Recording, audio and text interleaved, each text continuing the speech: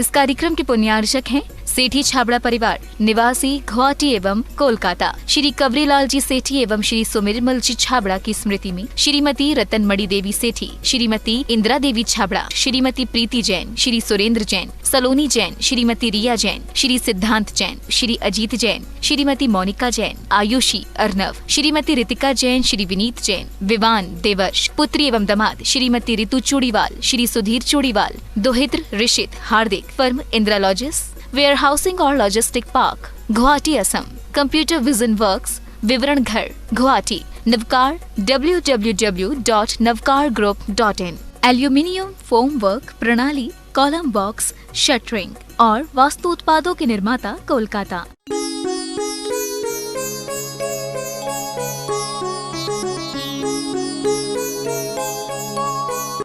आधा कोस तो अपने आप ख्याल करो।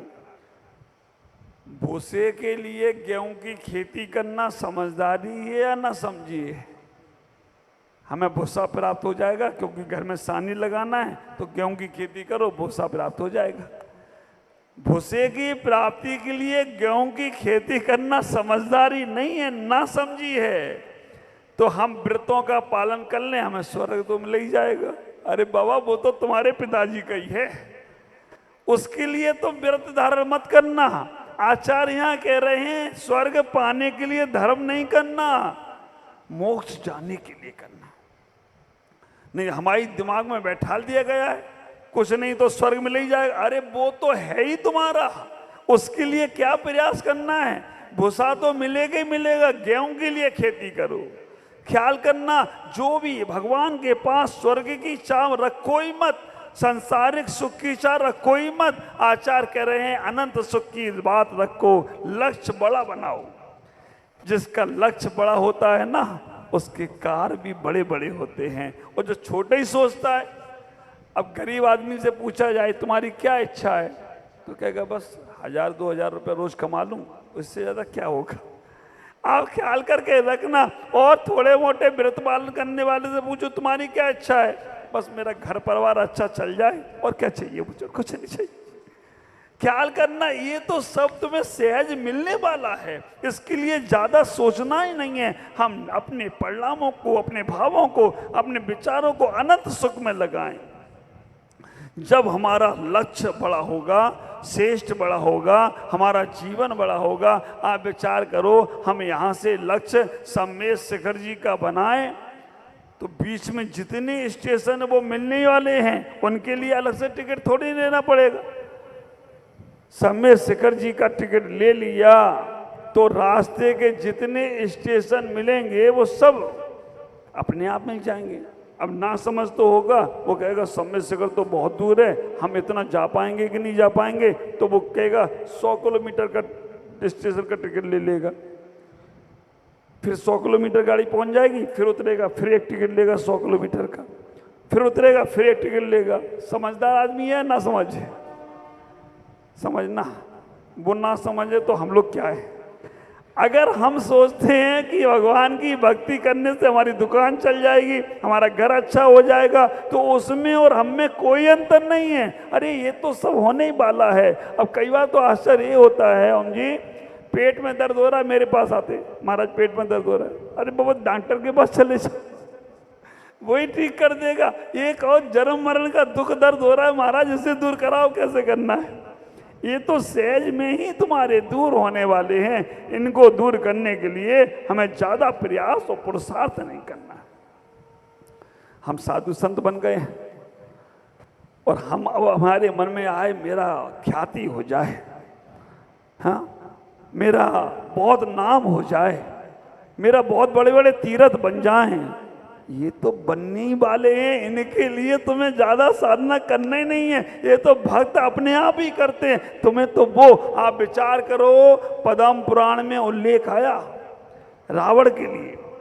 रावण जैसा तपस्वी कोई संत नहीं था, रावण जैसा तपस्वी कोई मुनि नहीं था।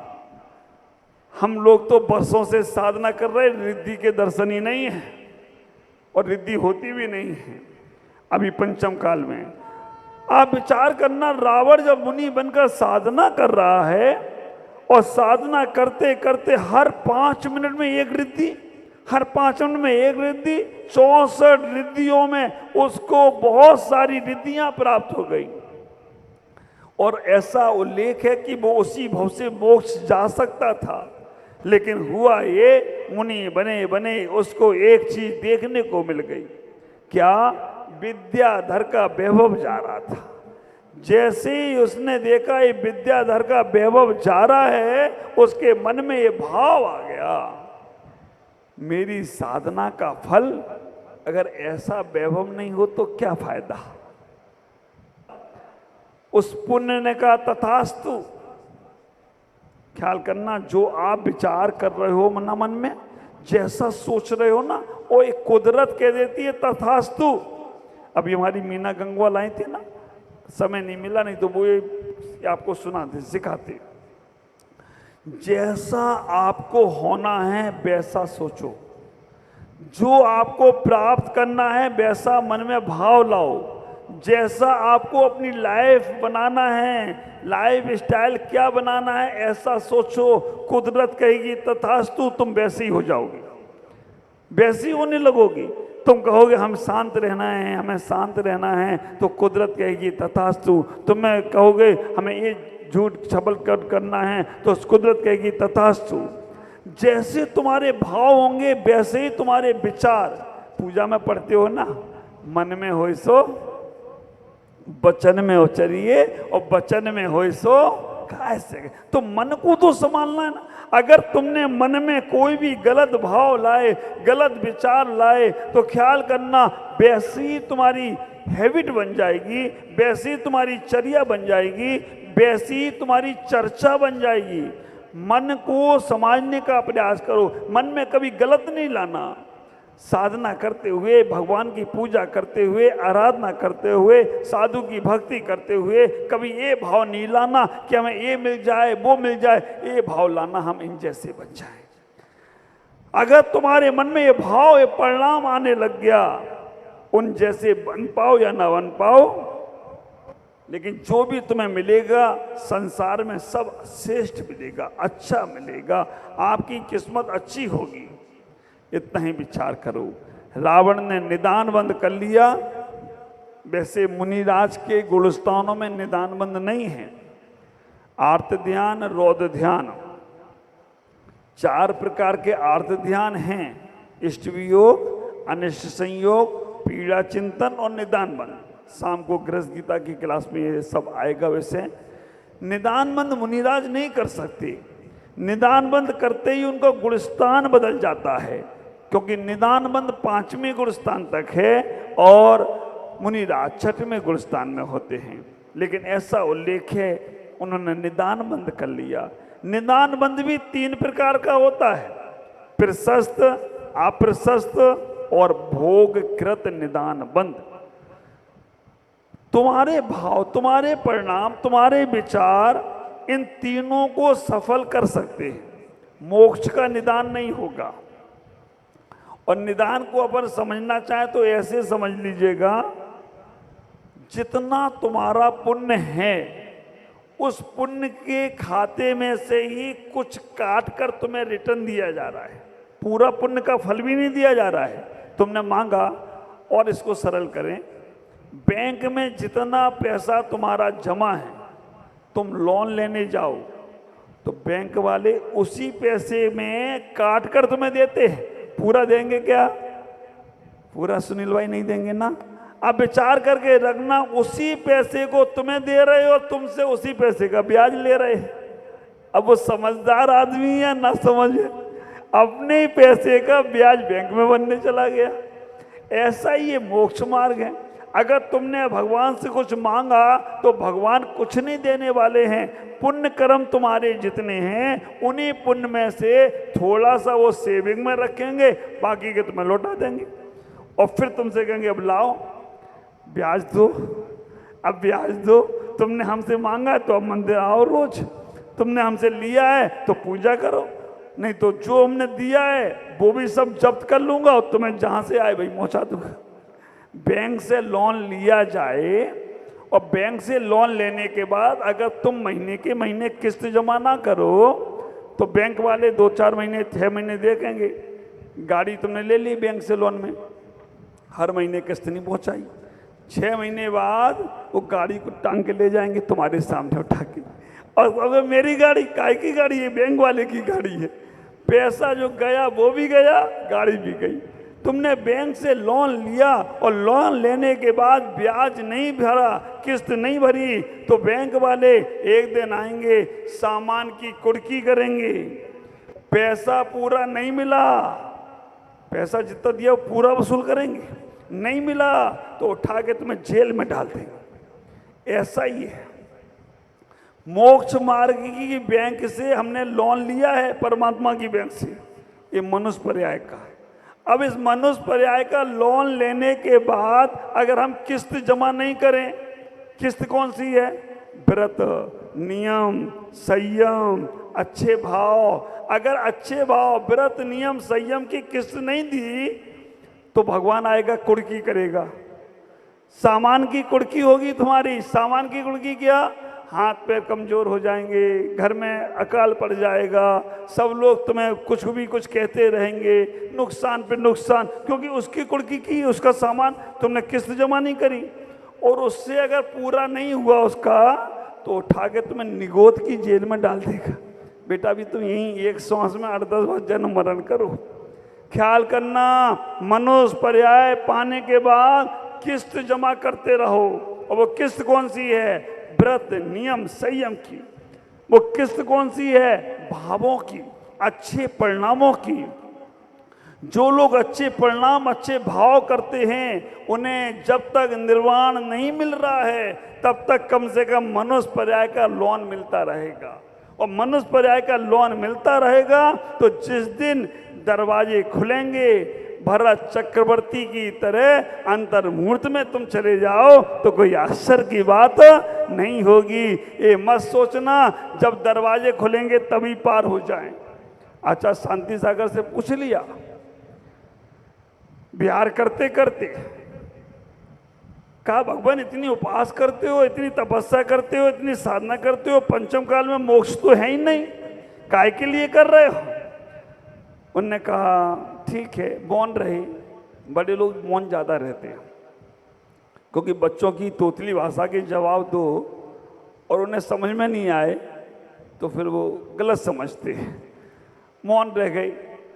फिर थोड़ी देर बाद वो पूछ लिया कि आपने जवाब नहीं दिया। मौन रहे।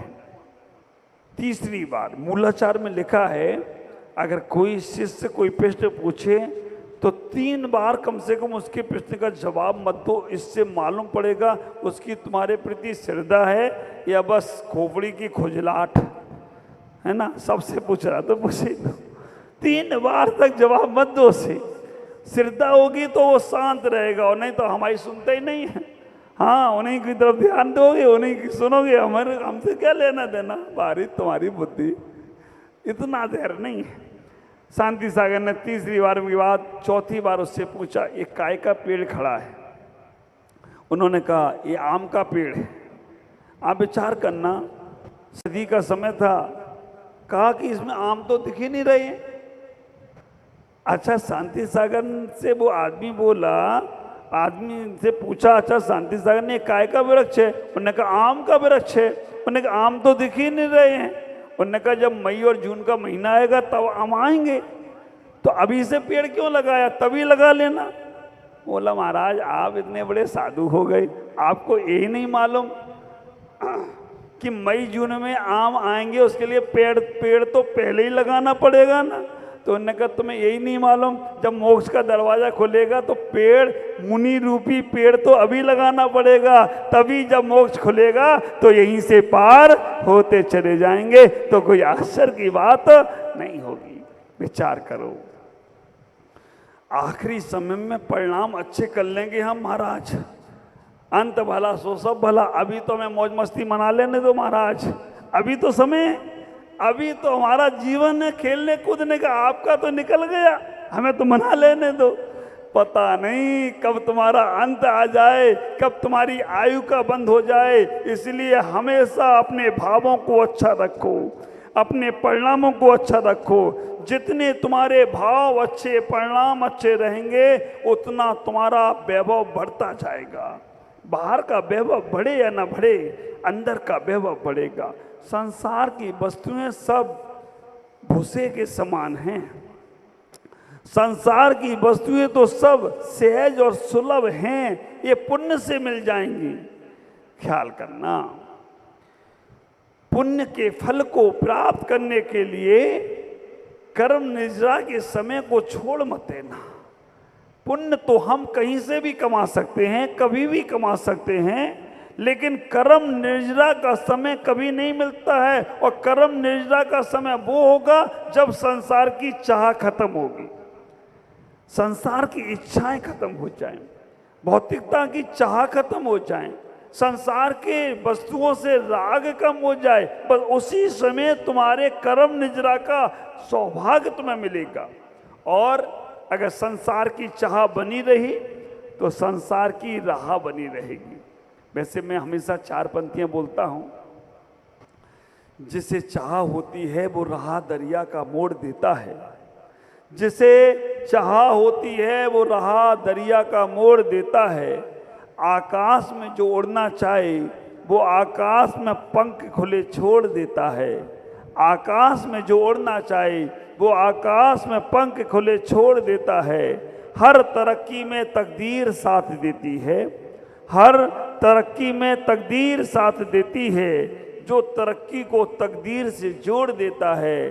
कायर और कमजोर नहीं ये मानव, कायर और कमजोर नहीं ये मानव, क्योंकि मानव मुक्ति का द्वार खोल देता है, क्योंकि मानव मुक्ति का द्वार खोल देता है। तुम्हारे पास वो सामर्थ्य है जो मुक्ति के द्वार को खोल सको।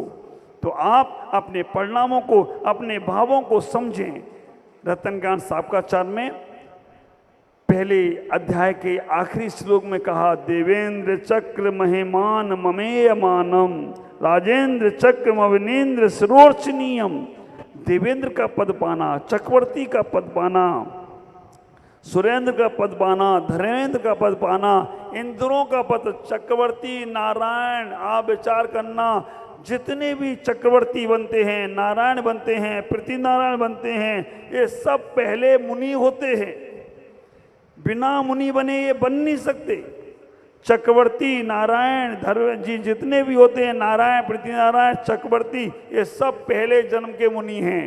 लेकिन इन्हें निदान बंद कर लिया, और निदान बंद कर लिया तो ये चक्रवर्ती में फंस गए, नरेंद्र में फंस गए। ख्याल करना, हमें इतना ही विचार करना।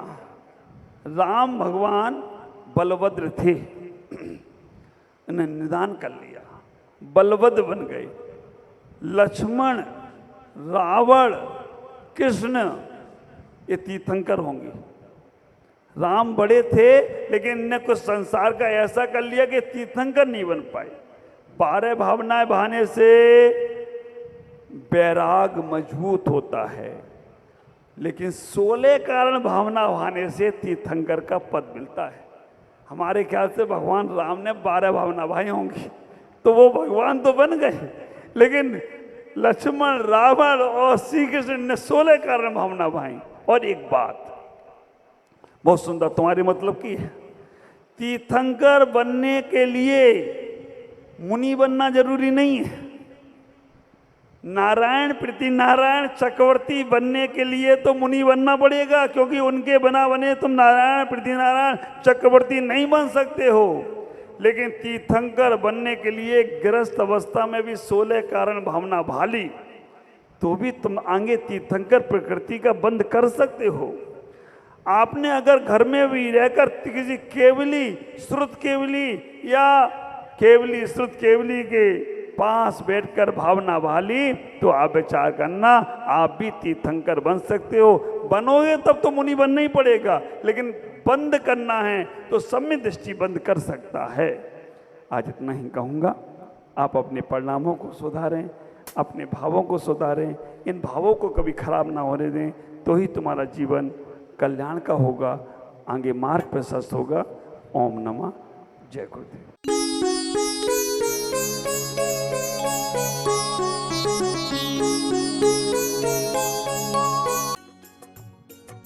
इस कार्यक्रम के पुण्यार्चक थे सेठी छाबड़ा परिवार निवासी गुवाहाटी एवं कोलकाता। श्री कवरीलाल जी सेठी एवं श्री सुमिरमल जी छाबड़ा की स्मृति में श्रीमती रतनमणि देवी सेठी, श्रीमती इंदिरा देवी छाबड़ा, श्रीमती प्रीति जैन, श्री सुरेंद्र जैन, सलोनी जैन, श्रीमती रिया जैन, श्री सिद्धांत जैन, श्री अजीत जैन, श्रीमती मोनिका जैन, आयुषी अर्नव, श्रीमती रितिका जैन, श्री विनीत जैन, विवान देवर्ष, पुत्री एवं दामाद श्रीमती रितु चूड़ीवाल, श्री सुधीर चूड़ीवाल, दोहित्र ऋषित हार्दिक, फर्म इंदिरा लॉजिस, वेयर हाउसिंग और logistic park, Guwahati Assam, computer vision works, विवरण घर, Guwahati, Navkar www.navkargroup.in, aluminium foam work प्रणाली, कॉलम बॉक्स, शटरिंग और वास्तु उत्पादों के निर्माता, कोलकाता।